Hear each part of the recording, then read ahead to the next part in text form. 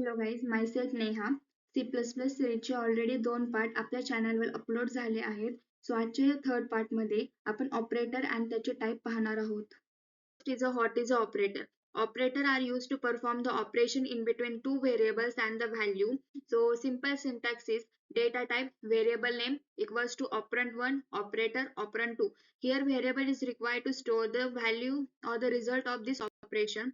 Next is a type of operator. So they have different types of operator. First is a arithmetic operator, second assignment operator, third is comparison operator, fourth is a logical operator, and next is a bitwise operator. So first is a arithmetic operator. Arithmetic operator first is addition. Addition is used to perform the addition in between the two operand x and y. So for example, 5 plus 5 equals to 10. Next is a subtraction. Subtraction is used to subtract the one value from the another value, that is x minus y. So 15 minus 5 equals to 10. Multiplication is used to multiply the two value x into y. Here x and y are the operand and in between that there is a operator. Next is the division.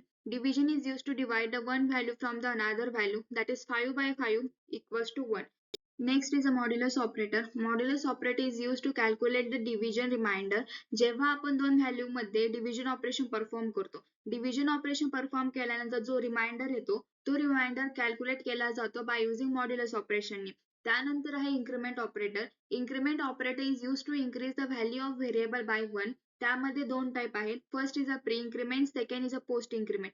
First pre increment मध्ये value is first incremented and then use. म्हणजे pre increment मध्ये आधी जी value assign केली आहे ती value 1 ने increase होते आणि त्यानंतर ती व्हॅल्यू प्रिंट केली जाते. आणि पोस्ट इन्क्रिमेंट मध्ये आधी व्हॅल्यू प्रिंट केली जाते, म्हणजे आधी व्हॅल्यू यूज केली जाते त्यानंतर ती इन्क्रिमेंट केली जाते. फॉर एक्झाम्पल, प्री इन्क्रिमेंट मध्ये x ची व्हॅल्यू आधी 10 आहे, त्यानंतर आपण इन्क्रिमेंट केली, त्यानंतर आउटपुट आपण a प्रिंट केलं, त्यावेळेस आउटपुट आपलं 11 आलं. आणि पोस्ट इन्क्रिमेंट मध्ये आपण x ची व्हॅल्यू 10 आहे, आधी ती व्हॅल्यू यूज केली, म्हणजे आधी ती व्हॅल्यू प्रिंट केली, त्यावेळेस आउटपुट आलं 10. त्यानंतर ती व्हॅल्यू इन्क्रिमेंट केली, म्हणजे ज्यावेळेस आपण सेकंड टाइम व्हॅल्यू प्रिंट करणार त्यावेळेस त्याचं आउटपुट 11 येणार. Next is a decrement.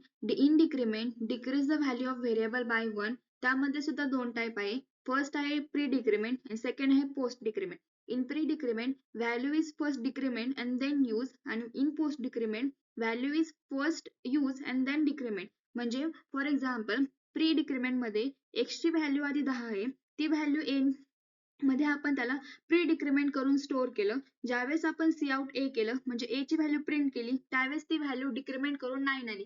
त्यावेळेस इथं फर्स्ट ती व्हॅल्यू डिक्रिमेंट झाली आणि मग ती व्हॅल्यू प्रिंट झाली, त्यामुळे आउटपुट 9 आलं. पण पोस्ट डिक्रिमेंट मध्ये व्हॅल्यू पहिल्यांदा यूज झाली आहे, म्हणजे x ची व्हॅल्यू आधी प्रिंट झाली आहे मग ती डिक्रिमेंट झाली आहे. Next is assignment operator. Assignment operator generally व्हेरिएबलला व्हॅल्यू असाइन करण्यासाठी यूज केले जाते. So first is equal. Equal operator through आपण व्हॅल्यू डायरेक्ट व्हेरिएबल असाइन करू शकतो. Like x equals to 5 means 5 value is assign to the x. Next is a plus equals to. Plus equals to आपण x equals to x plus 3 असेही लिहू शकतो. For example, x ची value जर 5 असेल तर x equals to 5 plus 3. Then minus equals to आपण x equals to x minus 3 असेही लिहू शकतो. तर त्या एक्झाम्पल मध्ये x इक्वल्स टू 5 असेल तर x इक्वल्स टू 5 मायनस 3 असे राईट करू शकतो. Multiply equals to x multiply equals to आपण x equals to x multiply 3 असे राईट करू शकतो. फॉर एक्झाम्पल, x ची व्हॅल्यू जर 5 असेल तर x equals to 5 into 3. Next division equals to, ते आपण x equals to x division 3 असे राईट करू शकतो. फॉर एक्झाम्पल, x ची व्हॅल्यू जर 6 असेल तर x equals to 6 by 3. Next is a modulus equals to x modulus equals to 3 आपण x equals to x modulus 3 असे राईट करू शकतो. सो x इक्वल्स टू जर 5 असेल तर x equals to 5 modulus. So next is AND equals to. AND equals to it is used to perform the ANDing operation in between two number. म्हणजे यामध्ये आपल्याला दोन्ही नंबरचे बिट कॅल्क्युलेट करावा लागतात. सो फर्स्ट आहे 5.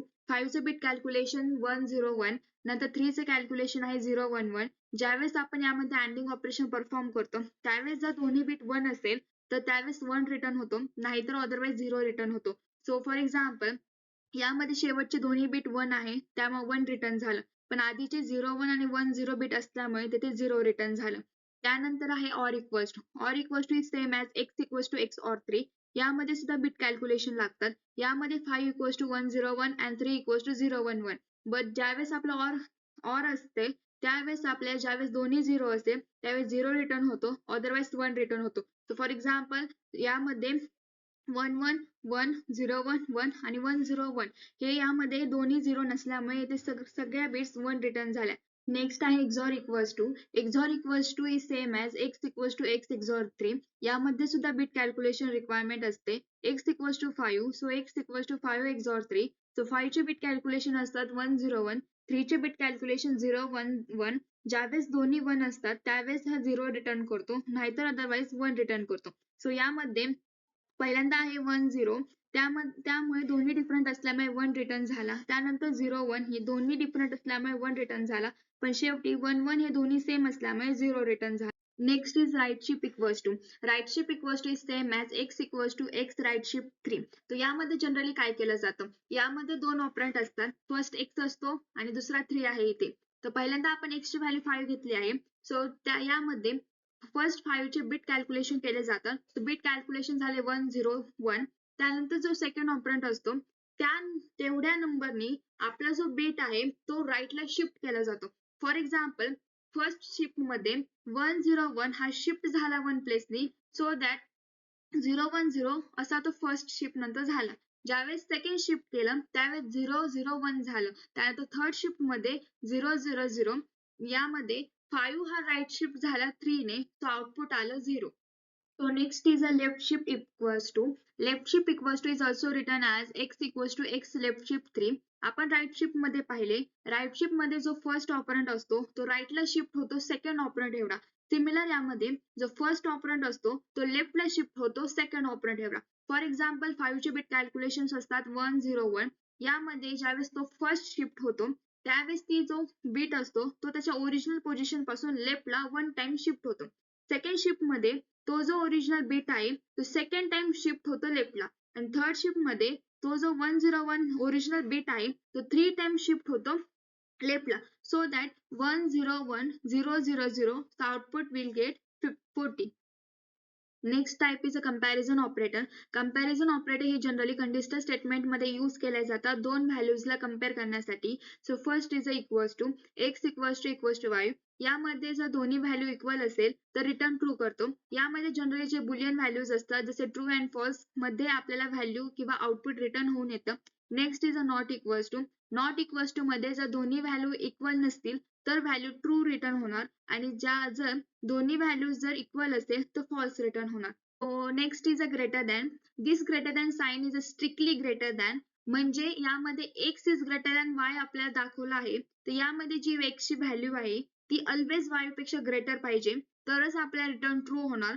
जर x ची व्हॅल्यू इक्वल्स टू y असेल तरी सुद्धा आपल्याला फॉल्स रिटर्न होणार, बिकॉज हे जे ग्रेटर साइन आहे ते फक्त स्ट्रिक्टली कंडिशन साठी यूज केलं जातं. त्यानंतर लेस दॅन. लेस दॅन मध्ये y हा लेस दाखवला आहे x पेक्षा, म्हणजे जो y आहे तो स्ट्रिक्टली लेस पाहिजे x पेक्षा तरच आपल्याला व्हॅल्यू ट्रू रिटर्न होणार. जर x इक्वल्स टू y असेल तरी सुद्धा आपल्याला रिटर्न फॉल्स होणार. त्यानंतर greater than or equals to. यामध्ये strictly condition as well as equal to ची कंडिशन ट्रू होते, म्हणजे x हा ग्रेटर असू शकतो y पेक्षा आणि x इक्वल्स टू y असू शकतो, तर ही सुद्धा आपल्याला व्हॅल्यू ट्रू रिटर्न होणार. Similar less than or equals to. Less than or equals to मध्ये जो y आहे तो x पेक्षा लेस असू शकतो किंवा इक्वलही असू शकतो, त्यावेळेस सुद्धा ही ट्रू रिटर्न होणार. पण ज्यावेळेस ओनली स्ट्रिक्टली कंडिशन असेल त्यावेळेस x किंवा y जो काही ग्रेटर असणार तो हा दुसऱ्या ऑपरंट पेक्षा ग्रेटरच पाहिजे. जरीही ते दोघं इक्वल असेल तरीही तिथे फॉल्स रिटर्न होणार. Next is a logical operator. First is a logical and. Return true if both statement are true. Generally logical operator हे दोन स्टेटमेंटचे मध्ये कनेक्शन दाखवतात. फॉर एक्झाम्पल इथे x is less than 5 and x is less than 10 ह्या दोन statement आपल्याला connect केले आहे बाय युजिंग लॉजिकल अँड ने. लॉजिकल अँड सांगतो की जर दोन्ही स्टेटमेंट ट्रू असेल तरच आपल्याला रिटर्न ट्रू होणार. म्हणजे x ची व्हॅल्यू ही लेस पाहिजे 5 पेक्षा आणि x ची व्हॅल्यू लेस पाहिजे 10 पेक्षा. म्हणजे फॉर एक्झाम्पल x ची व्हॅल्यू आपण 2 घेतली, so 2 is less than 5, yes condition is true, and then 2 is less than 10, yes condition is true. म्हणजे यामध्ये दोन्ही स्टेटमेंट ही ट्रू झाले, त्यामुळे आपल्याला जे फायनल आउटपुट आहे ना ते सुद्धा ट्रू येणार. फॉर एक्झाम्पल जर आपण x ची व्हॅल्यू 6 घेतली, तर 6 is less than 5 condition false झाली आणि next 6 is less than 10 condition true झाली. पण एक कंडिशन इथे फॉल्स झाल्यामुळे आपल्याला जे आउटपुट आहे ते फॉल्स मिळणार. सेकंड आहे logical or. Logical or return if true if and only if the only one statement is true. एक जरी स्टेटमेंट ट्रू झालं तर आपल्याला आउटपुट हे ट्रू मिळणार. फॉर एक्झाम्पल x ची व्हॅल्यू आपण 6 घेतली, इथे 6 is less than 5 statement false झालं, और 6 is less than 10 condition true झाली. यामध्ये पण एक स्टेटमेंट ट्रू आहे, त्यामुळे आपल्याला आउटपुट मिळणार ट्रू.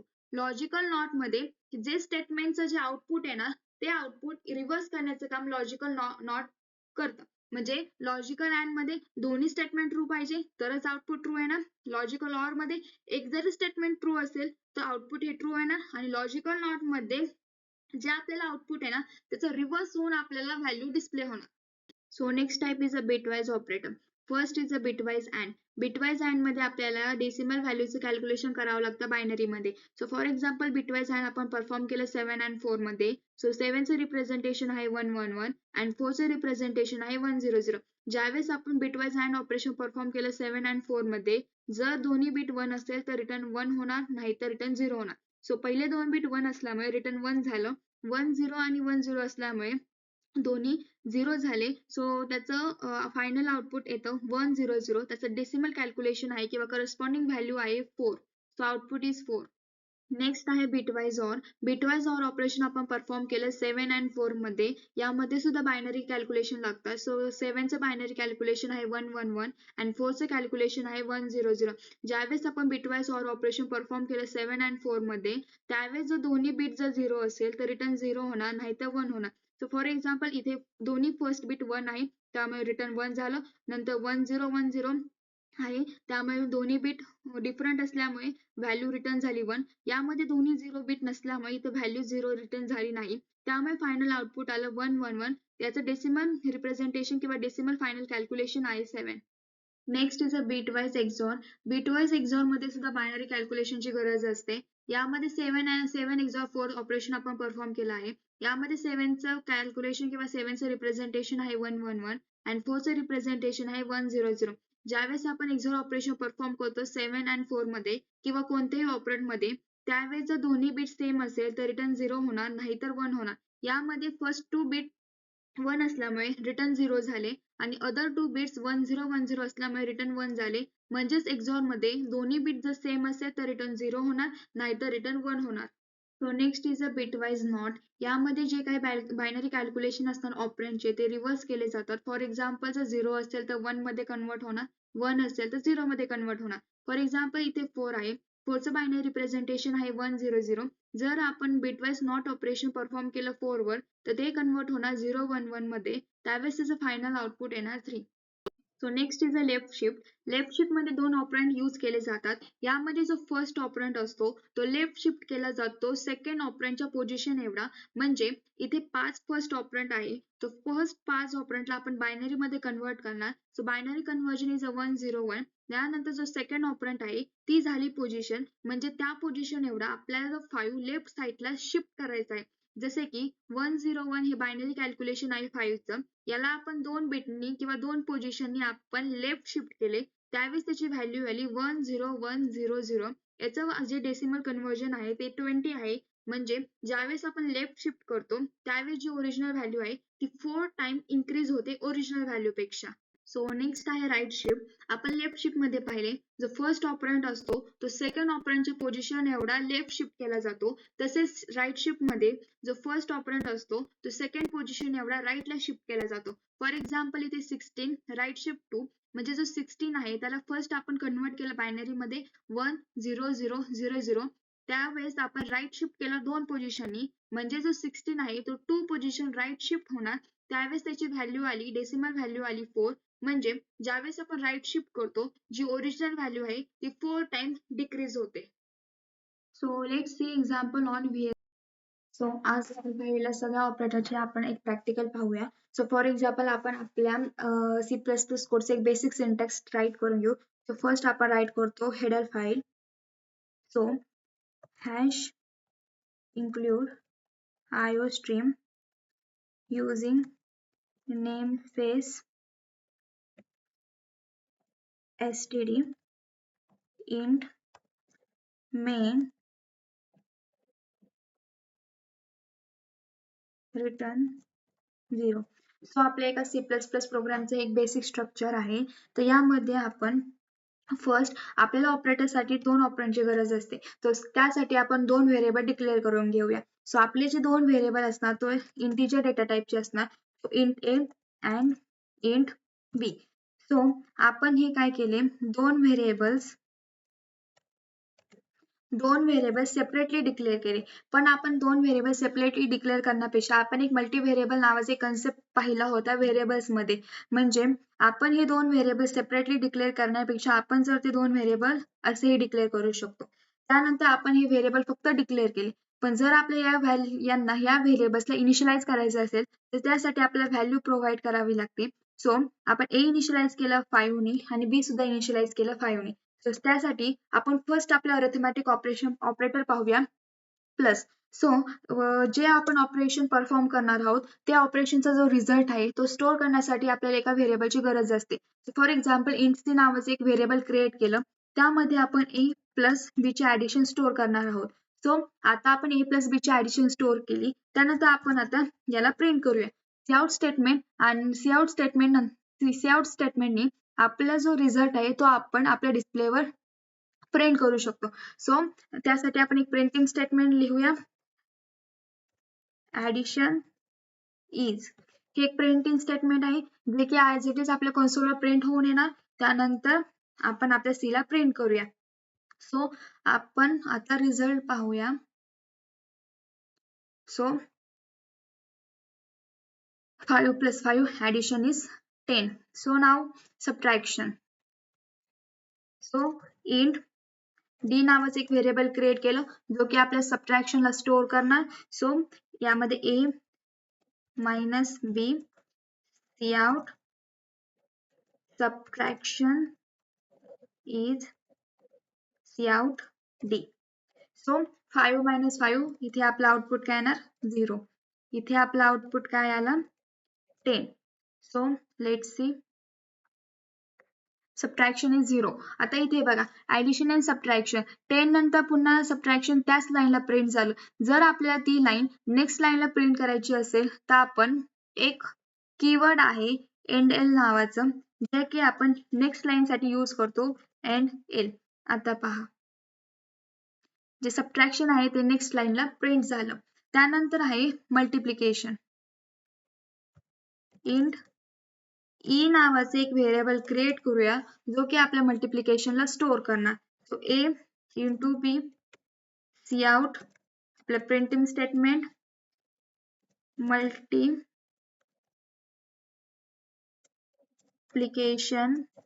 इज आणि cout केला आपण e ला. तर इथे आपलं आउटपुट काय येणार 25. So let's run. इथे आपलं सेमीकॉलन राहिला.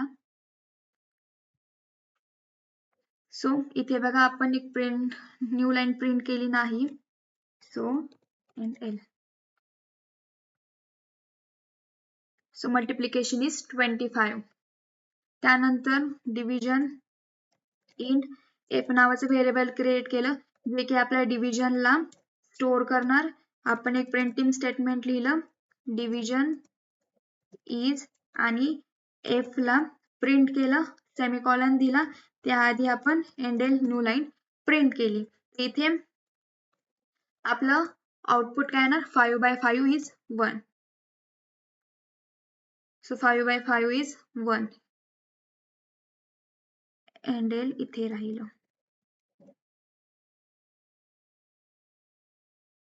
So 5/5 division is 1. नेक्स्ट आपलं ऑपरेटर आहे मॉड्युलो ऑपरेटर. सो इंट जी नावाचं एक व्हेरिएबल क्रिएट केलं a मॉड्युला b त्याचा जे रिझल्ट आहे तो स्टोअर करणार. cout रिमाइंडर इज आपण g ला प्रिंट करणार. त्यानंतर एक नेक्स्ट लाईन आपण प्रिंट करणार. सो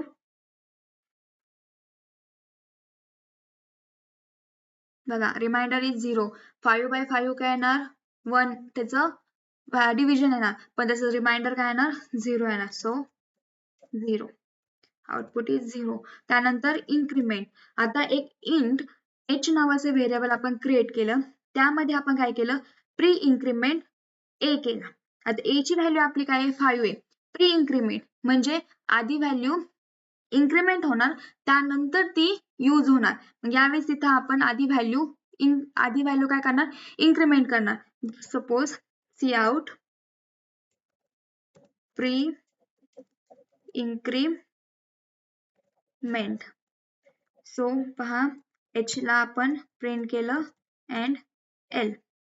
आउटपुट बघा आता, आउटपुट इज 6. सो आधी आपण व्हॅल्यू इन्क्रीज केली, त्यानंतर त्याला प्रिंट केलं. सिमिलरली इंट जे नावाचं व्हेरिएबल क्रिएट केलं, त्यामध्ये आपण पोस्ट इन्क्रीमेंट ऑपरेशनचं व्हॅल्यू स्टोअर करणार. cout काय केलं, पोस्ट इन्क्रीमेंट, तर त्याची जेला आपण प्रिंट केलं, एक न्यू लाईन आपण प्रिंट केली. आता इथे आपण काय केलं, पोस्ट इन्क्रीमेंट केला. पोस्ट इन्क्रीमेंट मध्ये काय केलं, आधी आपण व्हॅल्यू यूज करणार, म्हणजे आधी व्हॅल्यूला प्रिंट करणार, म्हणजे आधी 5 प्रिंट होणार, त्यानंतर व्हॅल्यू इन्क्रीमेंट होणार. सो आउटपुट 5 यायला पाहिजे. सॉरी, आपण आधी इथे प्री इन्क्रीमेंट ऑपरेशन परफॉर्म केले ऑलरेडी. आता a ची व्हॅल्यू 6 स्टोअर झाली आहे, त्यामुळे आता या इथे जे आपलं आउटपुट येणार ते 6 येणार. पण जर आपण हे ऑपरेशन परफॉर्म केलं नसतं, याला आपण कमेंट करूया. आता जर रन केलं तर पोस्ट इन्क्रीमेंट 5 येणार. So let's see, post increment is 5.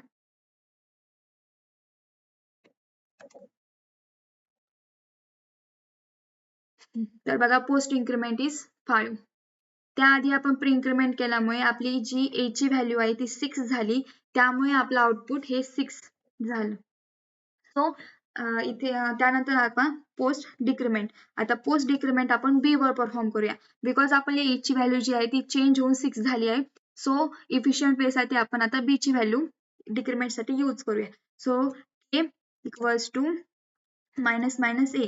आधी व्हॅल्यू डिक्रीमेंट होणार, सॉरी b साठी परफॉर्म करायचंय. सो आधी b ची व्हॅल्यू काय होणार, डिक्रीमेंट होणार, त्यानंतर ती प्रिंट होणार. सो प्री डिक्रीमेंट k ची व्हॅल्यू प्रिंट केली, एक न्यू लाईन आपण प्रिंट केली. सो व्हॅल्यू काय असायला पाहिजे इथे, आउटपुट 4. सो बघा 4, आधी व्हॅल्यू डिक्रीज झाली, मग ती प्रिंट झाली. आता int l equals to b minus minus, जे की आपली याची जी रिझल्ट आहे ना तो आपल्या l मध्ये स्टोअर होणार. cout केला आपण, पोस्ट डिक्रीमेंट, आपण l ला हे केलं. आता इथे व्हॅल्यू बघा, ऑलरेडी आपण हे प्री डिक्रीमेंट ऑपरेशन परफॉर्म केल्यामुळे इथे b ची व्हॅल्यू 4 झाली. ज्यावेळेस आपण हे ऑपरेशन परफॉर्म करणार यानंतर, तर इथे जी l ची व्हॅल्यू आहे ती 4 प्रिंट होणार, म्हणजे आधी व्हॅल्यू आपली यूज होणार, मग ती डिक्रीज होणार. सो बघा 4 झालं. पण जर आपण हे ऑपरेशन परफॉर्म केलं नसतं, तर इथे आपली व्हॅल्यू जी आहे ती 5 प्रिंट झाली असती. बघा 5. हे ऑपरेशन परफॉर्म केल्यामुळे आपली जी b ची व्हॅल्यू आहे ती ऑलरेडी डिक्लेअर झाली, मग त्यानंतर आपण पोस्ट डिक्रीमेंट ऑपरेशन परफॉर्म केलं, त्यामुळे जे आपलं b ची व्हॅल्यू आहे ती 4 प्रिंट झालेली, म्हणजे इथे आता b ची व्हॅल्यू 4 प्रिंट होणार. सो हे सगळे आपले अरिथमॅटिक ऑपरेटर आहे. तर आता आपण पाहूया असाइनमेंट ऑपरेटर्स. स्टार्टिंगला आपल्या C++ चा सिंटॅक्स, जनरल सिंटॅक्स टाइप करून ठेवला आहे. So hashtag include IOStream using namespace std int main, त्यानंतर रिटर्न 0. आता आपण एक व्हेरिएबल डिक्लेअर करूया, इंट a नावाचं, त्यामध्ये आपण व्हॅल्यू असाइन करूया 5. सो नाव आता आपण यामध्ये असाइनमेंट ऑपरेटरचा यूज करून 5 ही व्हॅल्यू a ला असाइन केली आहे. ज्यावेळेस आपण डायरेक्टली cout a ला प्रिंट करणार, एक प्रिंटिंग स्टेटमेंट इथे देऊया, डिस्प्ले व्हॅल्यू ऑफ a. आता a ची व्हॅल्यू इथे ऍज इट इज प्रिंट होणार, जसे की 5. Display value of a is 5. त्यानंतर आपल्याला a equals to plus a plus equals to 3 हे ऑपरेशन परफॉर्म करायचं आहे, जे की आपलं काय आहे प्लस इक्वल्स टू ऑपरेटर आहे, असाइनमेंट ऑपरेटर आहे वन टाईपचं. सो त्यामध्ये आता आपण a equals to a plus 3 आपण याला असेही राईट करू शकतो. करेक्ट. आता a plus equals to 3 C out a केलं, त्याआधी आपण एक प्रिंटिंग स्टेटमेंट केलं ॲडिशन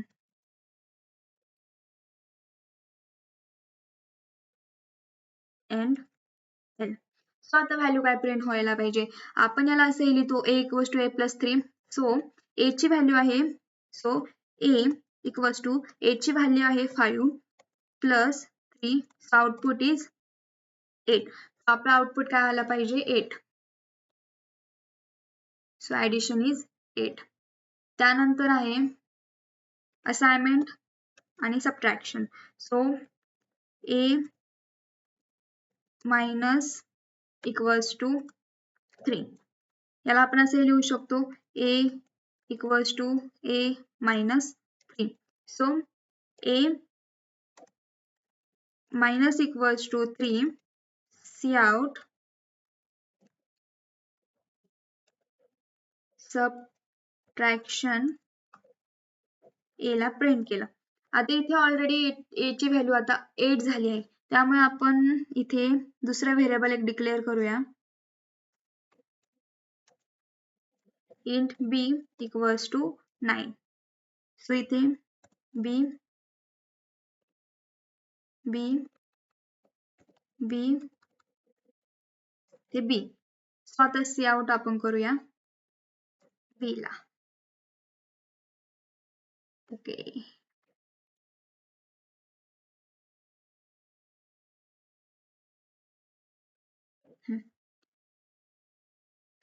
सो आता इथे b ची व्हॅल्यू बघा, b इक्वल्स टू b ची व्हॅल्यू आहे 9. त्यामधून आपण 3 सबट्रॅक्ट केला, आउटपुट आपल्याला यायला पाहिजे 6. Output is 6. त्यानंतर इंट सी एक व्हेरिएबल नवीन क्रिएट करूया. हे व्हेरिएबल आपण घेऊ शकतो, पण यामध्ये आपण चेंजेस केल्यामुळे याची व्हॅल्यू चेंज झाली आहे, तर मोर कन्फ्युजन नको, त्यामुळे आपण सेपरेट व्हेरिएबल क्रिएट करून प्रत्येक ऑपरेटर पाहूया. सो इन सी मध्ये आपण सपोज 15 व्हॅल्यू आपण काय केली आहे क्रिएट केली आहे. आता आपल्याला ऑपरेशन परफॉर्म करायचं आहे, C multiply equals to 2. So C multiply equals to 2 semicolon C out C. So printing statement multi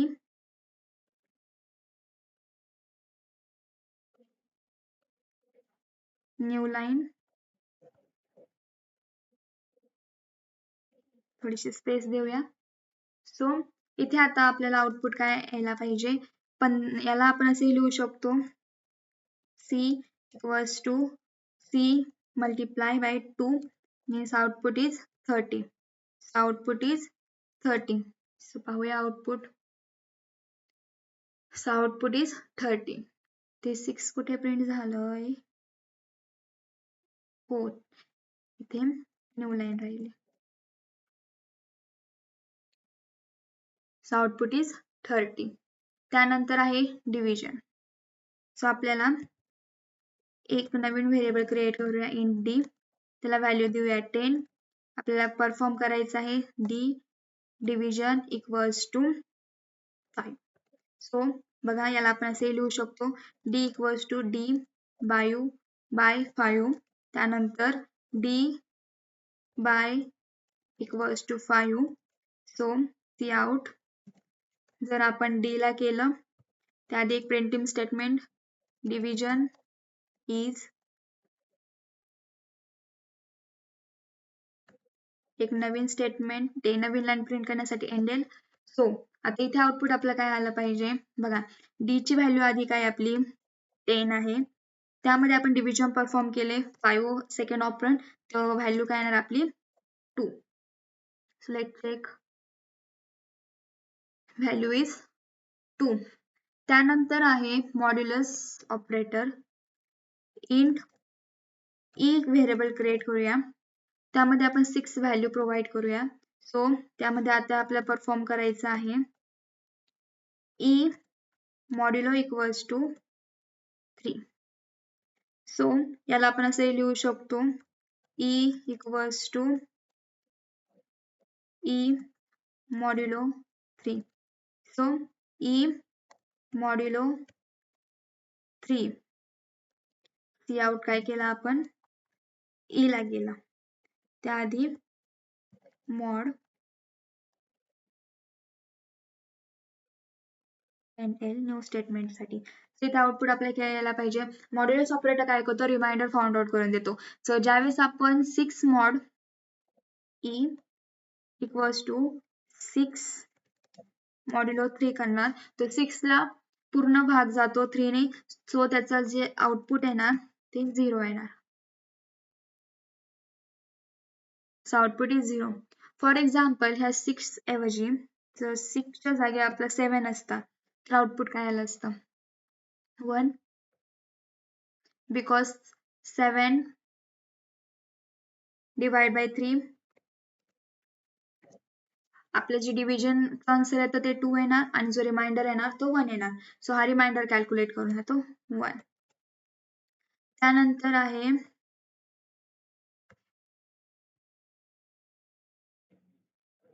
and equals to. So एक नावाचं एक व्हेरिएबल क्रिएट करूया.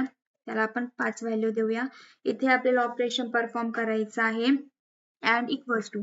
So x and equals to 3 केलं तर सी आउट and टिंग आपल्याला काय करायचं x ला प्रिंट करायचंय. इथे एरर काय आहे अनएक्सपेक्टेड अँड एक्सप्रेशन. तो इथे स्पेस नकोय. ओके. सो इथे आता आउटपुट काय येणार. आता ज्यावेळेस आपल्याला अँड इक्वल्स टू असे ऑपरेशन आपण परफॉर्म करतो यासाठी आपल्याला जे आपल्या ऑपरंट आहे त्यांना आपल्याला बीट मध्ये कन्व्हर्ट करायचे असते. सो 5 चे बीट काय येणार 5 1 0 1. त्यानंतर आपल्या 3 चे बीट काय येणार 0 1 1. सो या दोघांमध्ये ज्यावेळेस आपण अँडिंग ऑपरेशन परफॉर्म करणार त्यावेळेस याचं ऑपरेशन काय येणार बघा 1 1.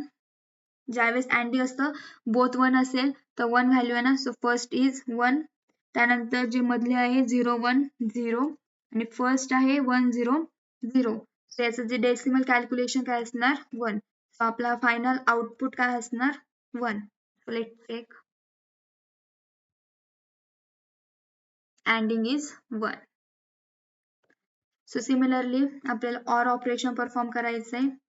ऑर इक्वल्स टू आपण एक इंट y घेऊया. त्याला आपण व्हॅल्यू प्रोव्हाइड करूया 5. त्यानंतर आपण y equals to y or equals to 3. आता सेम 5 आपला काय असणार 1 0 1. त्यानंतर आपला जो 3 काय असणार 0 1 0. ज्यावेळेस आपण त्याच्यामध्ये ऑर ऑपरेशन परफॉर्म करणार ऑर ऑपरेशन मध्ये काय असतं दोन्ही जर 0 असेल तर 0 नाही तर अदरवाईज आपलं ऑपरेशन काय आपलं जे बायनरी कोड काय येणार सगळे 1 येणार. त्यामुळे इथे बघा दोन्ही बीट कुठे 0 नाही. सो आपलं आउटपुट येणार 1 1 1 म्हणजे त्याचं जे डेसिमल कॅल्क्युलेशन आहे 7. So let check oring y check करायचं आहे. सो इथे आपल्याला आउटपुट काय पाहिजे 7.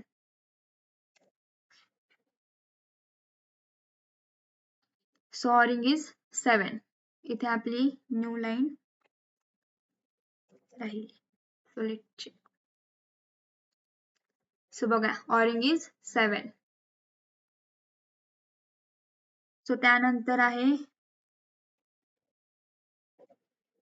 एक्सॉर इक्वल्स टू एक इंट झेड नावाचं एक व्हेरिएबल क्रिएट केलं त्यामध्ये 5 स्टोअर केलं. आपल्याला ऑपरेशन परफॉर्म करायचे oring. So XOR Z XOR equals to 3. तेच एक्झाम्पल आपण घेऊया. यामध्ये आता बघा पुन्हा 5 काय असणार 1 0 1, 3 काय असणार 0 1 1 0 1 1 आणि जी 0 1 0. आता यावेळेस आपल्या एक्झाम मध्ये काय असतं, जर दोन्ही बीट हे डिफरंट असेल तरच 1 येणार आणि जर दोन्ही बीट सेम असेल तर व्हॅल्यू ही रिटर्न 0 होणार. आता यामध्ये बघा स्टार्टिंगला 1 0 आहे सो 1 येणार, नंतर मध्ये 0 1 आहे तर 1 येणार, लास्ट मध्ये बघा 1 1 सेम बीट आहे तर 0 येणार. त्याचं डेसिमल कॅल्क्युलेशन काय येणार 6. आपली जी व्हॅल्यू आहे z ची काय येणार z x और आपली z ची व्हॅल्यू अँड न्यू लाईन. बघूया आपले आउटपुट 6. सो बघा XOR is 6, न्यू लाईन राहिली इथे.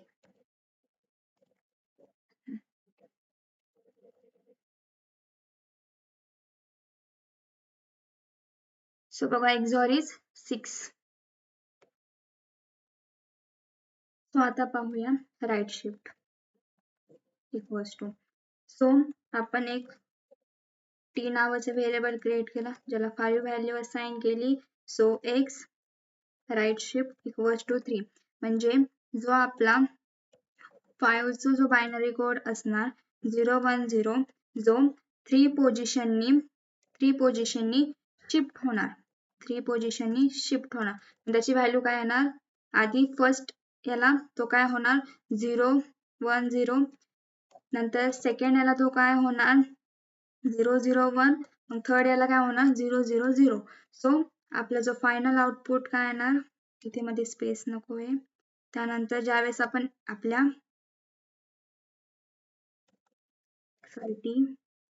सो ज्यावेळेस आपण सी आउट करणार राईट शिफ्ट टी ला त्यावेळेस आपला आउटपुट काय येणार 0 and so output is 0. So let's check right shift output is 0. Similarly आता आपण इंट p नावाचं व्हेरिएबल क्रिएट केलं त्यामध्ये 5 व्हॅल्यू आपण स्टोअर केली. सो p मध्ये आता आपण लेफ्ट शिफ्ट करणार 3 ने. So C out left shift p ची व्हॅल्यू प्रिंट करणार, एक नवीन लाईन प्रिंट करणार. So let's check. Sorry return 0 च्या आधी सेमीकोलन राहील. So output is 40.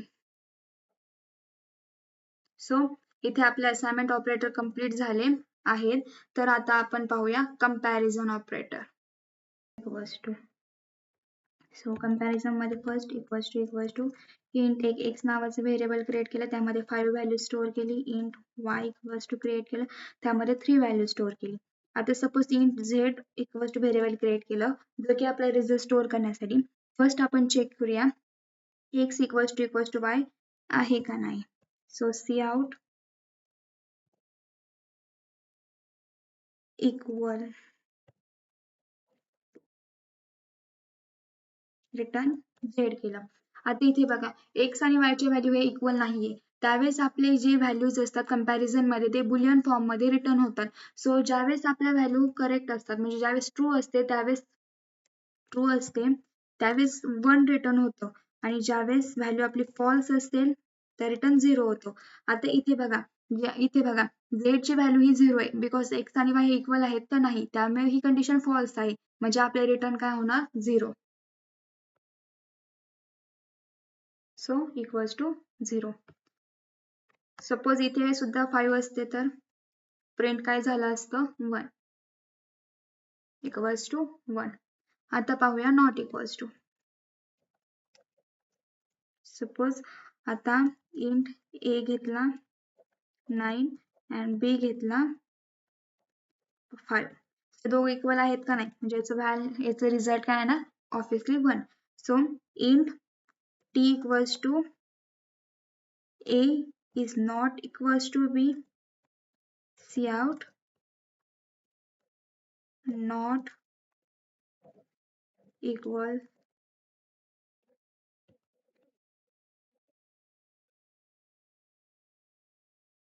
to t and l. New line साठी एल लाईन, इथे सुद्धा न्यू लाईन साठी एंड एल. सो इथे आउटपुट काय येणार 1, बिकॉज दोन्ही व्हॅल्यू काय आहेत डिफरंट आहे. आपण ऑपरेशन काय परफॉर्म केलंय नॉट इक्वल्स टू, हे दोन्ही व्हॅल्यू नॉट इक्वल्स टू नाहीयेत, म्हणजे आपलं जे आउटपुट आहे ते 1 येणार. So not equals to 1. त्यानंतर आता ग्रेटर दॅन. ग्रेटर दॅन हे आहे एक स्ट्रिक्टली ग्रेटर दॅन ऑपरेटर आहे. सो आपण सपोज इंट ए घेतला 6, इंट सपोज बी घेतला 2. सो इंट सी मध्ये आपण व्हॅल्यू स्टोअर करणार आहोत. A is strictly greater than to sorry B, C out greater. C out काय केलं C new line end L.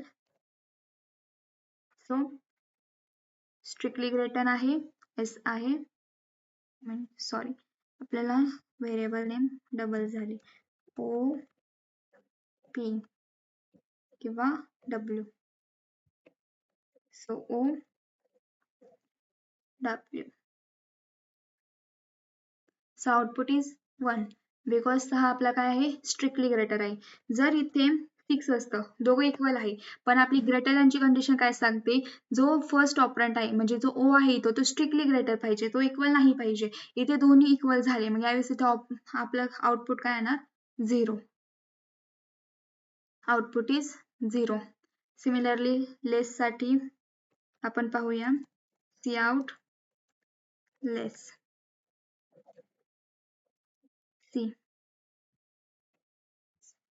int d equals to o is less than w is less than o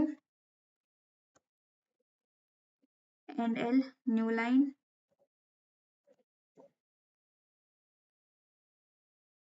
ते print केलं d ला. इथे again new line, इथे right करण्याची गरज नाहीये sorry, only semicolon. So w हा छोटा आहे का स्ट्रिक्टली नाही, इथे काय येणार आपलं 0. आउटपुट 0 येणार. बट आता लेस दॅनची कंडिशन चेक करूया, इथे आपण करूया 3. सो w छोटा आहे ओ पेक्षा, एस आहे, मग आपला आउटपुट काय येणार 0. आपण काय चेक करतोय लेस दॅनची कंडिशन चेक करतोय. मग लेस दॅनच्या कंडिशन मध्ये आपल्याला काय पाहिजे w हा लेस पाहिजे. मग त्यावेळेस आपण काय करणार लेस दॅनची कंडिशन यूज केल्यानंतर आपला जो आउटपुट आहे तो 0 येणार. त्यानंतर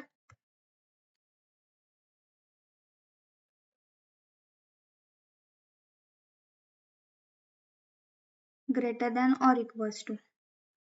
सो अगेन आपण इंट एल नावाचं व्हेरिएबल क्रिएट केलं, त्यामध्ये आपण व्हॅल्यू स्टोअर केली एल. त्यानंतर आपण इंट यू नावाचं व्हेरिएबल क्रिएट केलं, मल्टी व्हेरिएबल यूज करतो ना आपण, त्यामध्ये आपण व्हॅल्यू स्टोअर केली 4. आता इंट वाय मध्ये आपण त्याचं आउटपुट स्टोअर करतोय, आपल्याला स्टोअर काय करायचं strictly greater than. So L is strictly greater नाही sorry strictly greater than or equals to. So L is greater than or equals to you. C out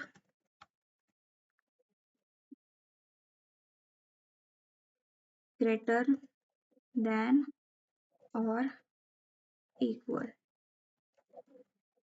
y ला print केलं, new line print केली. So आता पहा l is greater than or equals to L, L हा याच्यापेक्षा greater आहे yes, output काय येणार आपलं 1. y कुठेतरी यूज केलाय आपण, सो z सुद्धा m.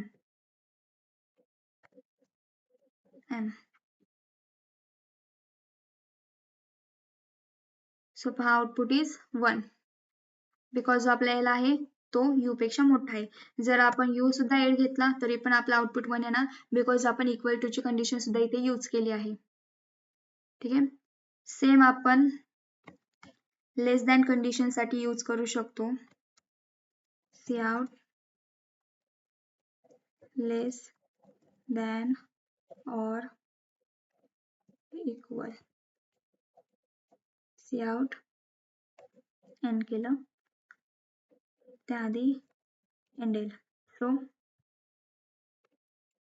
int n equals to l is less than or equals, so u is less than or equals to u l. so आहे इक्वल आहे, मग इथे सुद्धा 1 प्रिंट होणार, प्रिंट 1 झालं. आता u ला आपण लेस करूया 6. So output is 0 because तो लेस आहे. ते कंपॅरिझन ऑपरेटर आपले संपले आहे. त्यानंतर आता पाहूया लॉजिकल ऑपरेटर्स. ठीक आहे. सो आपण इंट a घेऊया 5, त्यानंतर आपण इंट y घेऊया 3,